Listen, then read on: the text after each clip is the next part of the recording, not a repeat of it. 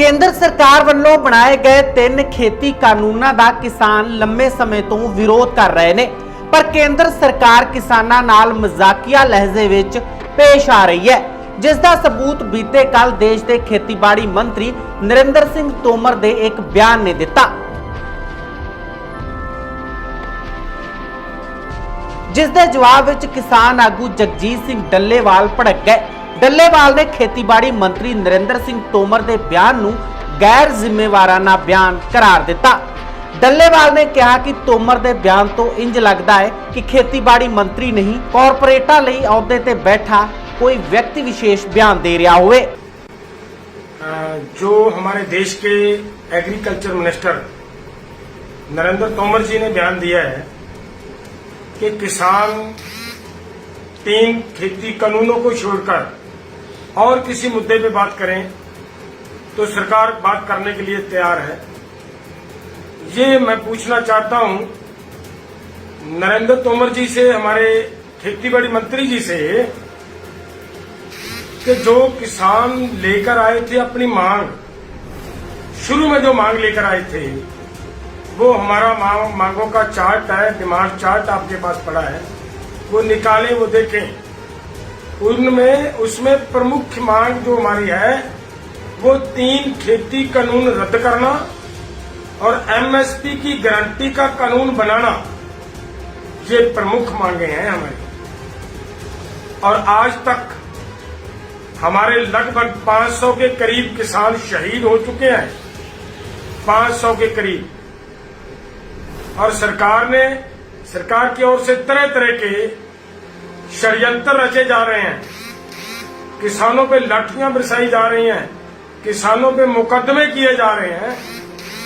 वो सब इतना सहन करते हुए अब आप ये बात कह रहे हो कि वो कानूनों की बात छोड़कर बात करें किसान। और क्या लेने आए हैं किसान यहाँ पे? किसानों की एक ही मांग है कि वो तीनों काले कानून सरकार रद्द करे और उसके बाद जो एमएसपी की गारंटी का कानून देना है, वो कानून बनाने के साथ साथ C2+50 के अनुसार फसल का भाव देने की बात करे सरकार। ऐसी बात कर देते हो, गैर जिम्मेदाराना बातें कर रहे हो। आप इतने ऊंचे पद पे बैठे हो, आपको शर्म आनी चाहिए थी ऐसी बात करते हुए किसानों के साथ। जो किसान 6.5 महीने से यहाँ पे आपकी सड़कों पे बैठे हैं और आप अभी भी ये बातें कर रहे हो। और आपकी इस बात में बिल्कुल आज क्लियर हो गया, साफ कर दिया आपने ये बात कहकर कि आप देश के खेतीबाड़ी मंत्री नहीं हो, केवल कारपोरेट लोगों के लिए आपने ये पद संभाल रखा है।